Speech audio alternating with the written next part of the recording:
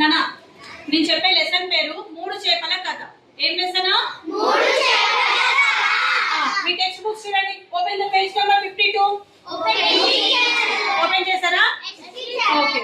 అనగనగా ఒక ఊరిలో చెరువు ఉండేదట. ఏముండేది? ఆ చెరువులో సుమతి, కాలమతి, మందమతి అనే మూడు చేపలు ఉండేవి. ఏమేమి ఉండేవి? ఆ మూడు చేపలు ఉండేవి. అవి ఎంతో స్నేహంగా తిరుగుతూ ఉండేవి. ఆ చేపలు ఆ చెరువులో ఎంతో స్నేహంగా అంటే ఫ్రెండ్షిప్ లాగా ఉండేది అన్నమాట. సంవత్సరం ఏమైంది?